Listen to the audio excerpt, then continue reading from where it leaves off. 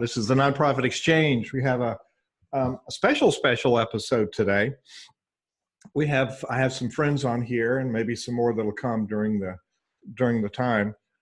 We're talking about the Center Vision Leadership Empowerment Symposium, and we've done them all over the country. And I have some friends here that have attended and been presenters, and I wanted to get some firsthand testimonies about what they've experienced and what we're gonna experience. So let me introduce the panelists today. First, my co-host, Russell Dennis. Welcome, Russell. Happy December 19th, and we're rolling closer to the big day. And it was a very good year. Yeah, it's been a very good year for you. Yes, yeah, it's been a good year in a lot of ways, and I've had some challenges, but when you focus on the good, you don't give in to the challenges. You're an inspiration. I should call you every day to get inspiration. You're always a good inspiration. And one of your neighbors and our mutual friends is Flo Lattery. She's also in Denver, Colorado, Mile High City. Flo, welcome. Thank you, Hugh. It's good to be here. And down in Clearwater, Florida, we have the one and only David Dunworth. Marketing Partners is your company? That's correct, Marketing Partners. And I'm glad to be here with all of you and all of our viewers. Looking forward to a great interview session today. Super. We're going to talk about the Center Vision Leadership Empowerment Symposium. And I want to first, we don't give dates on the podcast. We'll send people to the page and you can find the dates, because people might be listening to this podcast a year from now. And we do one of these, we do 12 a year from Center Vision. We do 12 of these one-day events somewhere in the country, everywhere from Southern California, New York City, Chicago, Florida. I've done 2 in Melbourne and 2 in Vero. And those are repeat locations for us. And David, we might want to consider the other coast, St. Pete, Clearwater, somewhere on that side, Tampa. I think it would be valuable, Hugh, to spread our wings a little bit across the state, because there's a lot of people that I think might be able to use our message. Absolutely. So I'm up in the format a little bit. I've upped the game as I've gone through the process for the last 18 months, 2 years. There's a handout, a workbook, which you all are familiar with. And basically in the workbook, I've started out with what I've learned in 31 years of doing this. But when I've had David be a presenter and when I had Russell be a presenter twice, I've learned that there are other people that have had really good content. I had some good presenters in Winston-Salem, and in Vero and Melbourne, I also had Shannon Grunich. She couldn't be here. She's on another live event right now with the Chamber down in Palm Bay. But we're going to have more presenters. So basically what's going to happen from this point on, 2018 and going forward, is that we'll give content on the 4 pillars, the leadership piece, which is the skill set and the planning piece. We're going to talk about the relationships. How do you build your teams, your boards, your volunteers? How do you incorporate your stakeholders, your systems? Well, we got ideas. So how do we take the ideas we got and create revenue out of them, which is one of Russell's long suits. He has many. And how are we going to market to people, which is one of David's skill sets out of many. And then how do we hold it all together? So the balance piece is how do we manage multiple priorities? So we will have 4 or 5 presenters in each one-day event. And then throughout the year, the detailed content will be dripped to the attendees. So you'll have the top line trainings, and then you'll have the content, and once a month we'll have a Q&A session. So we're redoing the Center Vision Leadership Foundation community site, and it'll be up and running before the first one, the new site with new interactive, and then we'll have multiple presenters at each event. And so I think it's time to go back to Denver. It's time to go to West Coast of Florida and the East Coast both. And we're looking at Salt Lake City, we're looking at San Diego again, and we're looking at a number coming back to Chicago again. So I want to start out with Flo. You and I have been friends for 5-6 years, something like that. And I said, let's do this in Denver. So you helped me network with some people, and we had a group, and we partnered with the Better Business Bureau there. But as you've seen me teach over the years at CEO Space, and we've talked other times, and I've been to Denver many times. You sat through this very patiently, this symposium. Give the listeners a top level view of what they can expect, because the content fundamentally won't change. We're going to change how we deliver it, but give people an idea what to expect and how important is it. Your mic is muted. Oh, I'm muted? You're good. No, I'm not. I am not muted. Okay, I just unmuted you. Okay, can you hear me now? I can hear you now. Okay, so the perception of nonprofit, now when we say nonprofit, there's a certain connotation around that, how you get your money, how you structure and all of that. And I'm on the board, I've been on the boards of a number of nonprofits. I'm on one right now that's very active and doing a lot of great work. But what the biggest takeaway from me from that weekend was, how do we get structure? How do we get a foundation under us? And not thinking of a nonprofit as some other entity as opposed to being a business. It is a business, and it should be treated as a business, as treated like you would a for-profit business. And I think that's the problem that a lot of nonprofits have.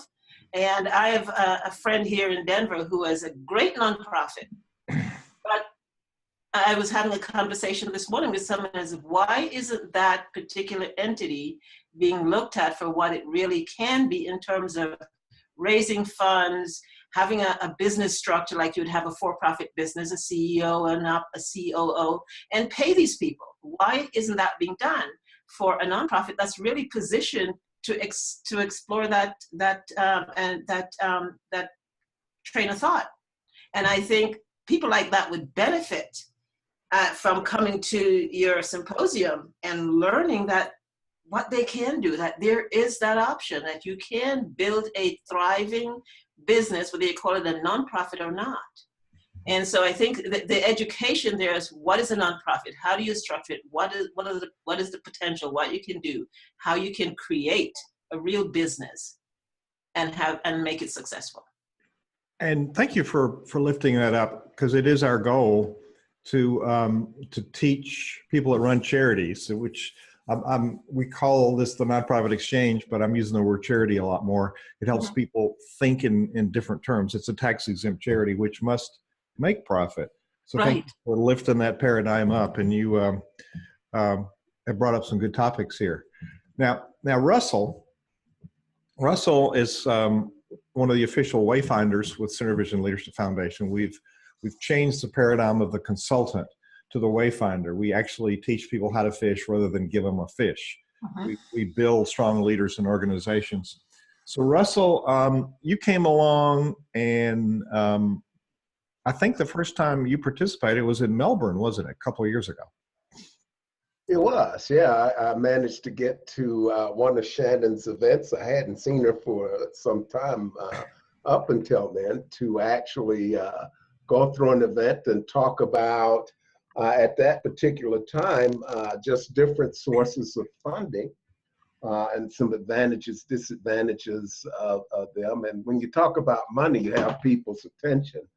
But you can't really talk about fundraising or money in any meaningful sense without going back to the basic fundamentals of who are we, what's our value proposition, what's the problem that we solve, and who wants what we have, what do we want to get out of it. And so I'm in the process, I'm putting the finishing touches on the fundraising course. And it's an overview course, and there's a lot of videos, a lot of content, a lot of information on resources that people can have, because you can't really get it all in the one shell. But it's It's really thinking about who you are and going to that core and talking about the value that you bring and not showing up with your hat in your hand. And that's a whole dynamic that's going to take a little bit of time to shift. That's why we've got guys like David with brilliant marketing minds that can help us shape that. But it takes some digging for people to really get at the core of who they are. A lot of people think it's woo-woo. And I got to tell you, I don't know if you've ever heard of the Strengths Finder, but I remember doing that a few years ago. And one of my 5 top things is what they call woo, which is winning people, winning over others.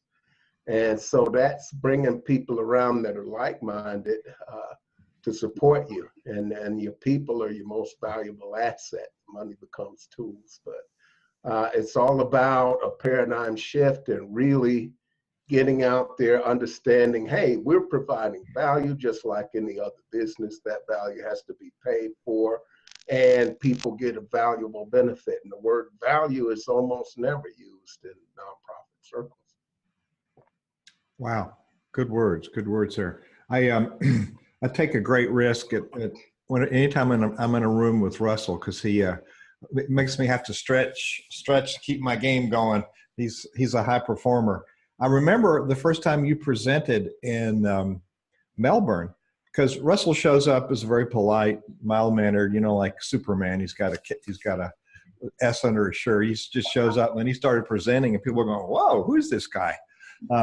So I always try to get people better than me, which sometimes isn't too hard. But with Russell, I know he's better, and he really, Russell, you've brought an incredible amount of experience and wisdom and thought into all the presentations you've done. And so thank you for being a part of this. And we're going to incorporate you in more.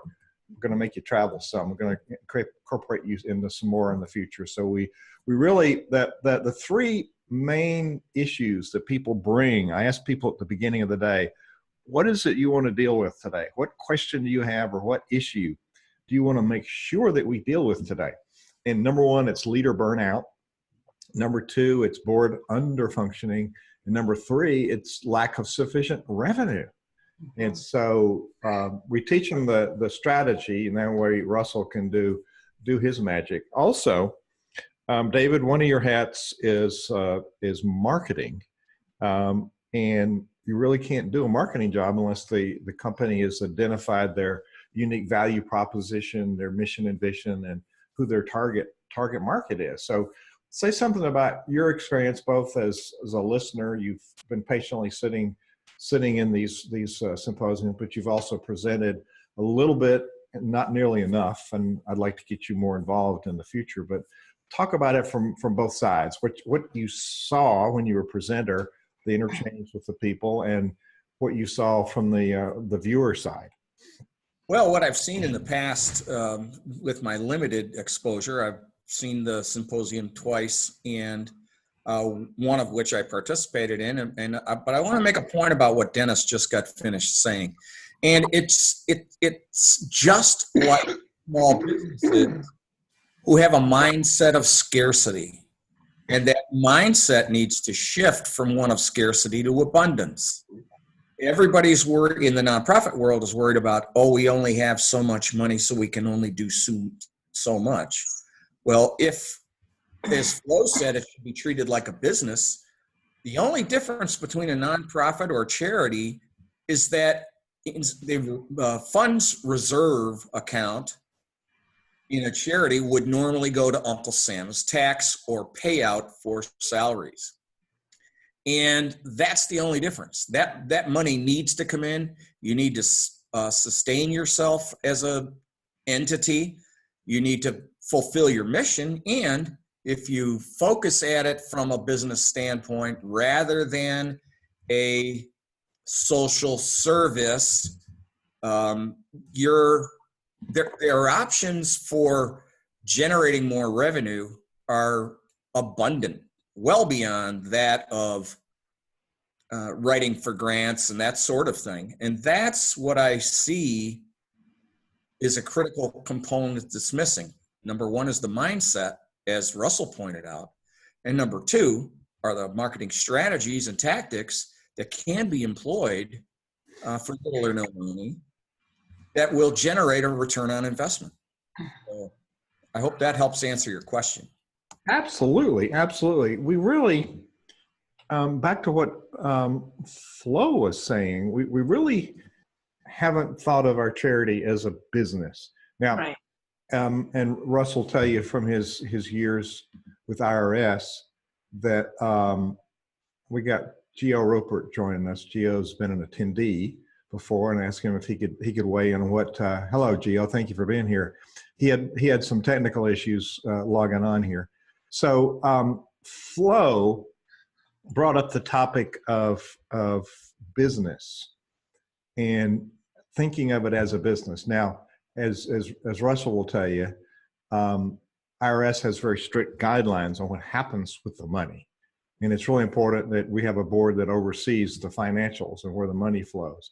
But we really have to generate the revenue, so we have to worry, so we have something to worry about. And I find a lot of charities are underwater. So David, you talked about the return on investment. Say a little more about that.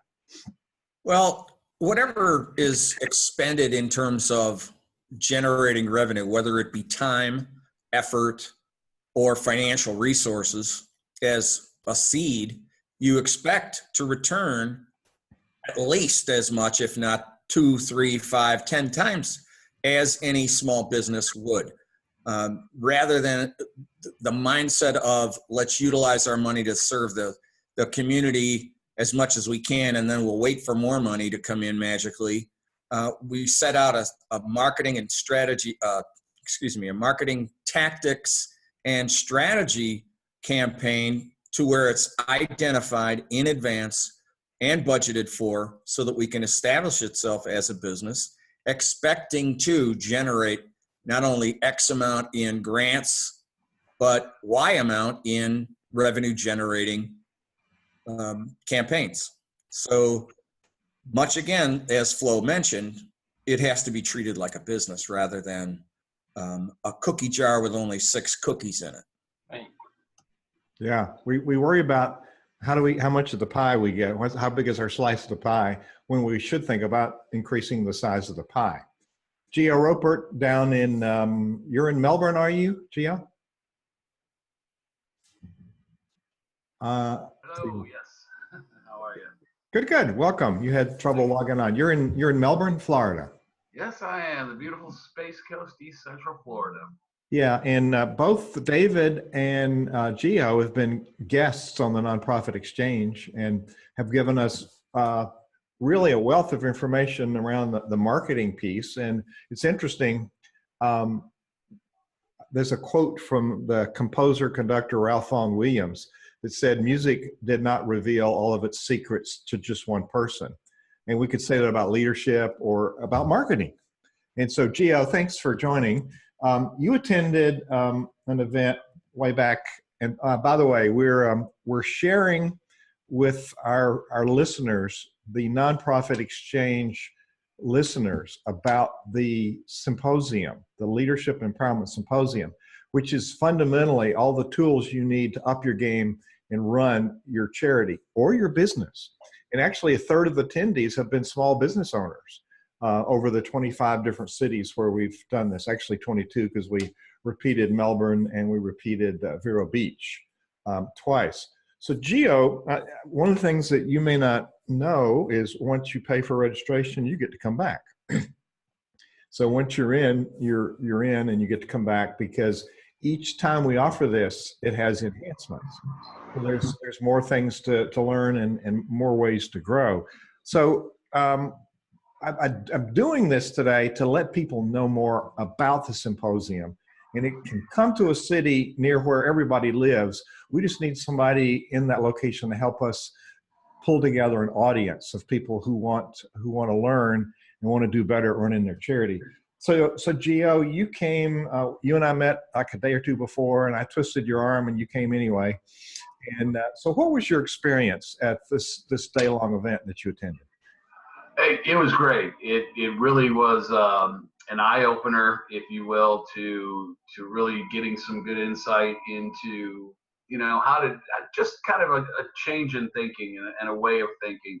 And I left there with a renewed sense of ability in myself, and also I think the way you talk kind of about team building and leadership in teams was very important, and I particularly remember the exercise you gave us of having to raise a bar and trying to get everybody's mind and people to all work together to really accomplish a task, and how seemingly easy it can be on the surface, yet when you get down to it and when each is assigned and each has a responsibility and is equally responsible for bringing that task to light and seeing it through to its conclusion, how that really has to be all in, and everybody really has to be part of it and really focus together. And so that I still talk about it, because I when we first started doing it, I said, oh, this is a piece of cake.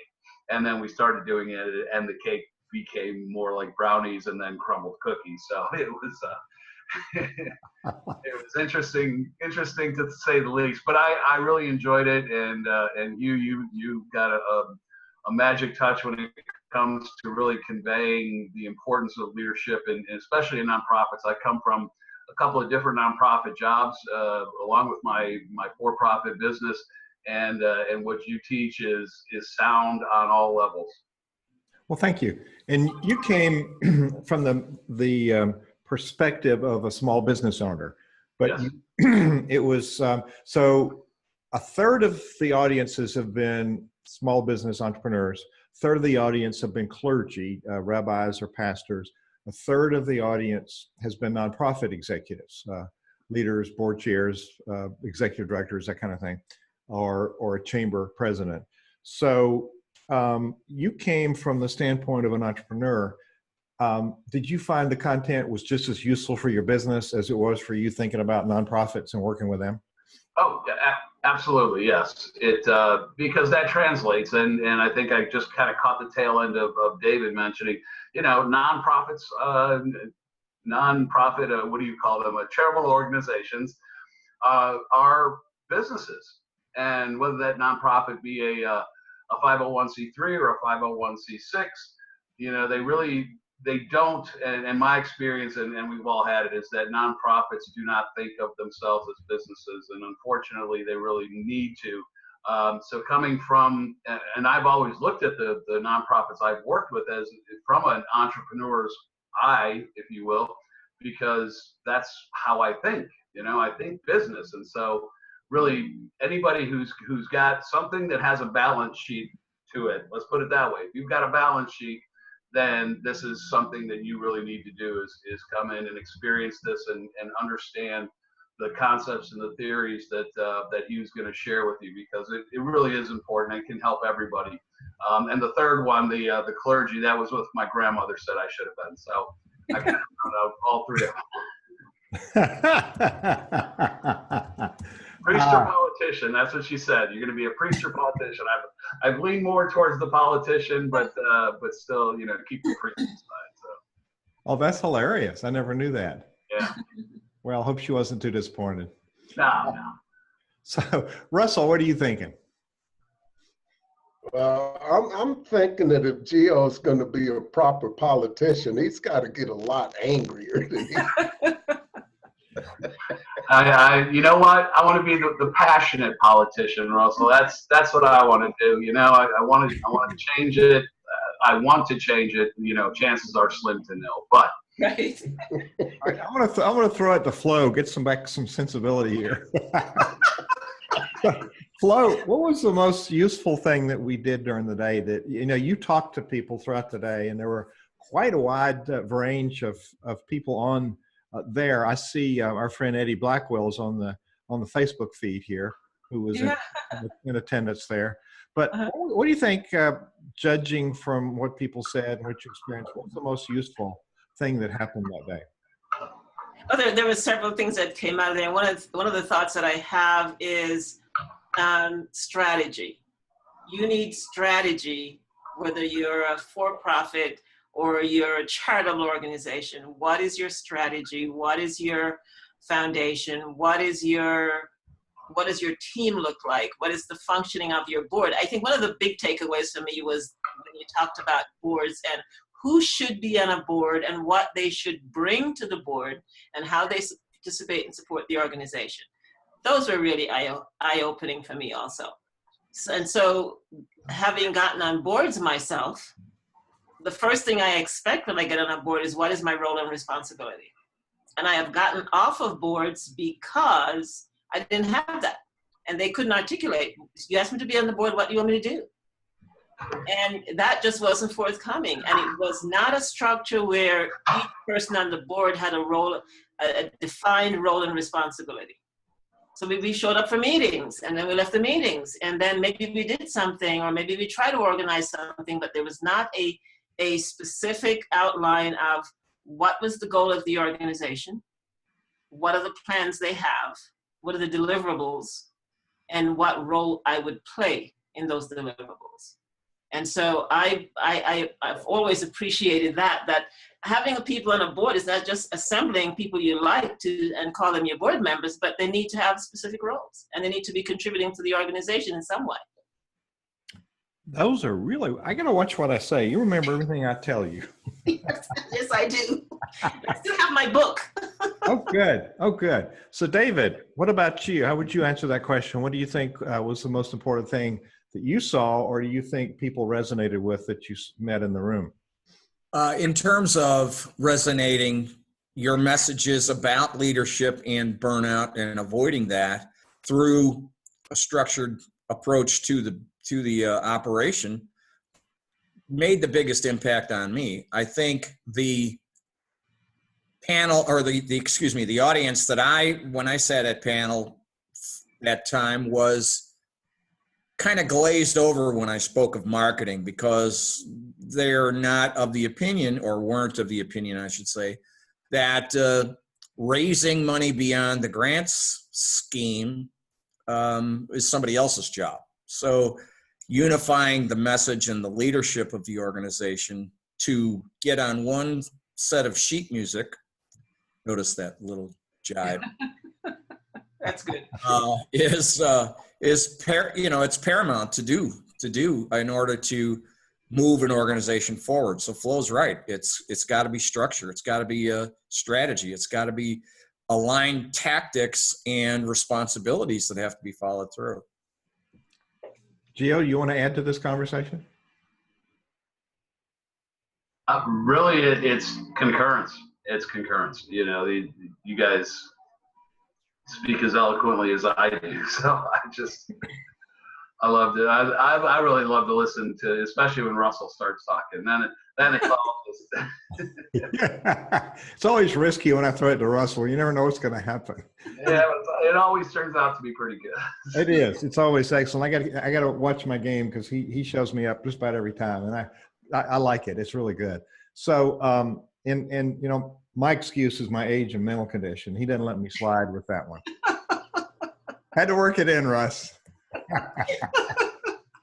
So, Russell, what do you think was some of the most important? Now, I know the piece that you did on funding. People took lots of notes and they wanted to have conversations. That was a key piece. But we'll just say that right up front. It was a key piece for me because I learned things from all the presenters, which is really great. So, what do you think was the key learning for the day, based on your experience and then based on what you observed in the room? Well, with the group that we had there, I think the one thing that really came through in every piece of information that we talked about was an aha moment for everybody in the room when they came to the realization is that if we don't take time to do this up front and go through all of these steps, if we don't take time to do it and get it right up front, when are we ever going to have time to go back and do it over again if we missed something?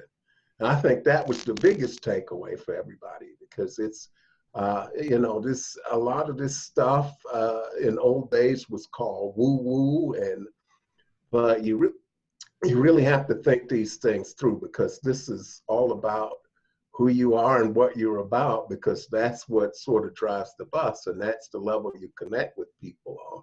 And you got to have that shared vision and that shared goal. And more importantly, you got to know what you don't know. And that seems to be a difficulty that I've experienced personally. There's just been times where I didn't know what I didn't know, and it came back to bite me later. And if that's in a critical area, it can actually make the difference between whether you keep your doors open or you have to close them. Absolutely. There are half of the nonprofits that are formed every year will close, and because they're not successful for a number of reasons. Money is just one of those. So, Russell, if you're listening to this, you want to find out, you can go to leadershipworkshop.org, leadershipworkshop.org, and find out about the general principles, what you're going to learn. And then you can find the city, click on the link that are scheduled. We have several, always we're scheduled several ahead, about 90 days out. But if you want one near you, there's a link there, and you can email us and say, let's talk about having one in my city. So Russell, who should attend this? This is something that you could have any member of your board of directors attend. But if you've got really committed and dedicated volunteers, you've got people that are thinking about investing in you and sponsoring you. It's not just for nonprofit leaders. I would have people from foundations, from government agencies, and people that actually go out and look to fund the work of nonprofits attend, because there's some insights they can gain that can help them look at some projects differently when they think of the process nonprofits have to go through.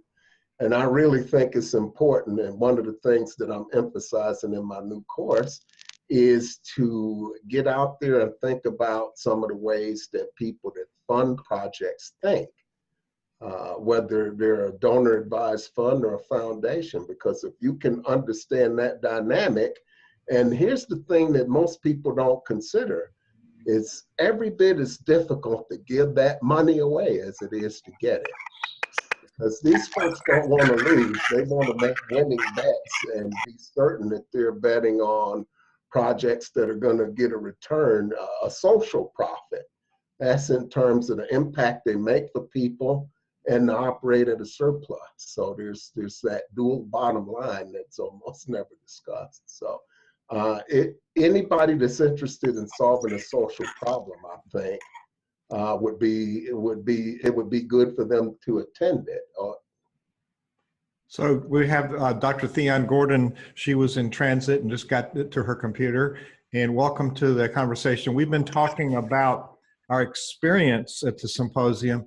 And one of the many topics that she's an expert on is board development.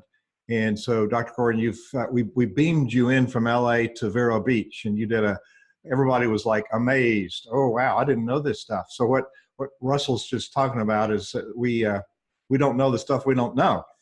And a lot about board developments, things we don't know. So welcome to the conversation.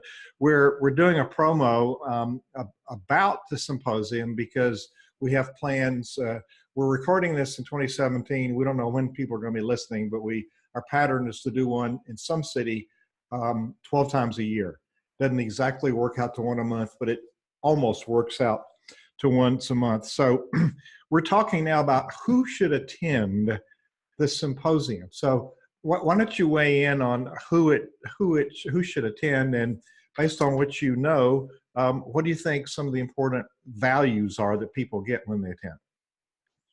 Okay, hey everybody, it's so good to see everybody. Flo, David, Gio, Russell, everybody that's there, and of course you. And hello to our viewing audience. I am excited for this symposium that's coming up. Hugh has been talking about it for a while, and we've done a couple of small symposiums back and forth in different places. And of course, some of these chats. Who should attend this in terms of the 501c3 world, or what I call the social profit sector? Anybody and everybody who wants to share their story and get it out to people who need to know the work that you do. We are a community of people that provide services beyond what other people do with their products and different things in the world. We provide things that make a difference in the world, that make an impact. And in the social profit sector, I'll explain why I say that a little bit. My company is Beyond Story Consulting and Training. And with Beyond Story, I take you beyond your story into success. And in particular, with 501c3s and social profits, I encourage us to pay attention to the words that we use. We are the only industry that say what we don't do before we say what we do. And the work that we do is so important, we need to say what it is. We do social profit work. We do on-purpose causes. So instead of saying, oh, I'm a nonprofit, I encourage people to relabel yourself. And that's why I call us social profits. So attending this symposium would be anyone who wants to advance their mission, anyone who wants to see their vision fulfilled in a truer way, anyone who has a dream like I do, that some of these social profit causes will not be needed in the world in the future. I would love for there to be a day where we didn't need a foster care social profit organization because children were cared for by the communities in which we lived in. So anyone who has a cause, a mission, a vision of changing the world, you should be at this symposium. And in terms of the piece that I work with and that I think is most vital and important, of course, fundraising is one of them, development, making sure your programs are intact, all those things are important.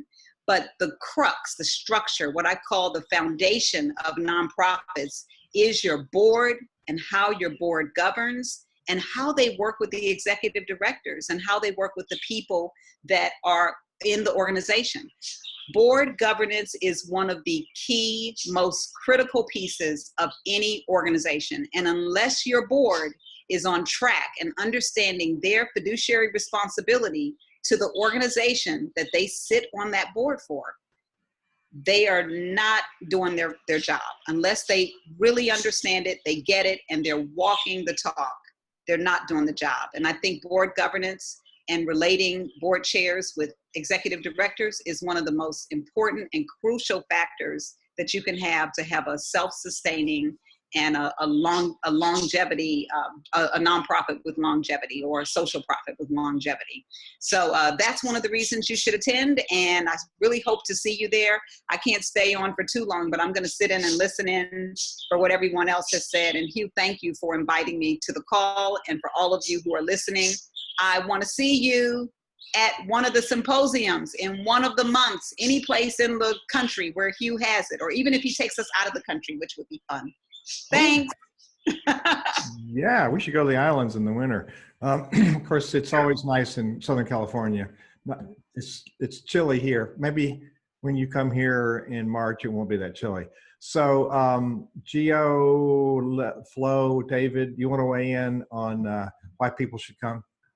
Well, you know, something that, and in fact, thank you, Dr. Gordon. I wrote down social profits. There you go. That's because I love that term, and it's something new, and hey, you always learn something. I'm glad I got on. You know what? The people who really should attend are the people who are thinking about starting a nonprofit. Because I tell you what, that's, you know, I talk to a lot of people, and they, you know, especially in the community, I'm going to start a nonprofit, or I'm going to get into this, and I've been on nonprofits before. I've sat on boards and this kind of thing. Until you are actually in the throes of developing one of these and organizing it from the leadership side, you have no clue what you are in for. An executive director doesn't show their cards 99% of the time. You know, they can tell you a little bit about what's going on. You can see some of it as a board member and learn, but you need to know going in what you're getting into, what you should be prepared for, what you should know, and you should know the things that you teach you, because 50% of them go out of business. Dr. Gordon, I was when you said I would love to see that we don't need them anymore, I definitely echo that thought. I also think that we get too many folks who jump in and start a nonprofit because they think they can do something better instead of really going back and maybe having their whole board go to one of these trainings and become a better organization, so there doesn't need to be another one started up who is also going to try and get a piece of the pie, who also means that, you know, you've got to have more volunteers, and you just start diluting that pool to the point where it becomes unsustainable. So great. Flo and David, if you want to weigh in, then I'll have one final question, and I'll start with, if you're still here, Theon, I'll start with you. But who should come, David and Flo?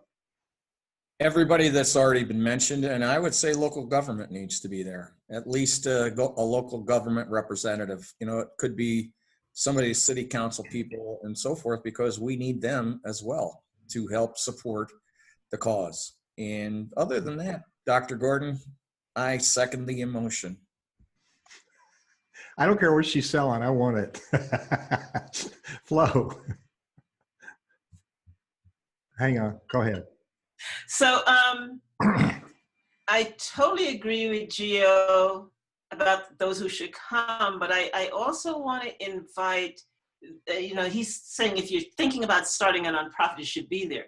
But I see so many foundations, nonprofits, charities, whatever you want to call them, who have started. They're in, you know, it's all about their passion. They're passionate about what they're doing. They want to be successful, but they don't have the foundation to support them to get to where they want to go. If you are already there, you're running around doing all the things you should be doing. And, you know, we've had an experience with someone I introduced to Hugh, who is very successful at what he does, but he's doing it all by himself. All by himself. He's the head cook and bottle washer. And he's running around, you know, from donor to donor to donor doing things, and from corporate sponsors who are contributing tons and tons of food. And he is the person on the line. And he needs to step back, create a structure of a team. He needs a team. He does not have a team. And the board that's in place is not very functional. They're just not. I mean, we had a board lunch and half the board didn't show up. So I invite those people in our listening audience, if you're underway, we're not just talking about if you want to start something. If you're already out there doing your passion, but you're all alone doing it, you will burn out. And then what happens to the people you want to serve? Yeah. If you're overfunction, you're robbing a volunteer of an opportunity. So I want to start with Dr. Yes, ma'am. I want to start with Dr. Theon Gordon, and I want to ask the same question, and we'll just go from Theon to Gio to Flo to David to Russell. What words would you use to invite somebody to come? What's the invitation that you'd like to extend to people listening to come to this event? Ooh, now you're asking me to put on a marketing hat. This is really a nonprofit forum where you get to be everything. Okay, accountant, now marketing person. So what could I say to somebody who's going to attend an explosive, inclusionary, and exclusive event? I think those will be the words. It is an event that is very inclusive of this social profit community, and also very exclusive in terms of making sure that they hit the sectors that need to be hit in a very, very defined and specific way with some of the people that you brought on to help bring this to fruition. And then I would just say explosive, because the things that'll happen, just the thoughts, when each person here spoke, David and Gio and Flo, and Russ always has something great to say. I always learn something, and it's like a starburst going off in your mouth. It's like, oh my gosh, that's good. Oh, that's good. And you just want to write your little notes down. So I would say it's explosive, it's inclusionary, and very exclusive for the social profit community. And it's something that you don't want to miss. Love it. Thank you for being here today. Gio, you meet your friend XYZ on the street, and what would you say to him as to why he should come? If you have a nonprofit and you want to have a nonprofit tomorrow, then you should come to this. Bottom line, man, a few words. Flo, you meet Suzette on the street. What would you say to Suzette? I would say, Suzette, how successful do you want your organization to be? How many of the people that you're targeting do you really, how many are you reaching now? And how many more could you reach if you had the right structure, the right foundation, the right volunteers, the right board, the money in the bank? Think a lot bigger than where you are right now. Not just within your local community, but how far could you go? How many more people could you reach and serve? And if you have that intention, that passion, that really want to reach more people, then you need to be here to learn how to do that and do it effectively and not do it by yourself. David, you're at a meeting, you see your friend George. What are you going to say to George as to why he should come? George, you need to bring your passion, share your genius, and learn to build sustainability so that we all can serve more people tomorrow. Wow. Russell, you meet a lot of people. So what are you going to say to them? We're going to hold one in your backyard and you want to invite them. So what's your compelling message? Well, we've got a friend in our Facebook room who has been somebody that, in talking with them, is going to change the face of education and the way that we deliver that. And it's about bridging and transitioning, because a lot of people have already gotten started. They didn't take time to do this extensive process or have the team. So as far as bridging, it's making connections, bridging and transitioning from a reactionary type of operation into a strategic, purpose-driven operation with teams and tools that are going to propel you forward so that you can get dug out of the mud and really get out there and make that impact, because there are big changes that people have that they can make. The innovation that my friend online here, it's unlike anything I've ever seen, and it's timely, it's needed, and the longer that my friend is stuck in the mud, the longer it's going to take us to pull our education system out of the tailspin. So I'm looking forward to seeing them and events coming up here in the Denver area. I'm looking forward to making this available, and so all of these people that you've seen here are part of that, will be adding value. And so you can learn and gain from our experience and get resources. I've got a couple of resources on what to do as far as considering starting a nonprofit and alternatives, and then things that you should do. And those are going to be available in the Cinevision website and on my revamped website. And that's what it's about. Let us give you the tools that you need to move forward. Thank you. I'm grateful for you, my friend. Dr. Gordon, Dion Gordon, thank you for being here. Gio Roper, thank you. Lattery, thank you. David Dunworth, thank you. It's a pleasure to know you all, and thank you for your support and your love and care of all those leaders who need your wisdom. Thank you for having me. Thank you. Happy holidays to all of you. Happy holidays, Merry Christmas, everyone. everyone. Bye.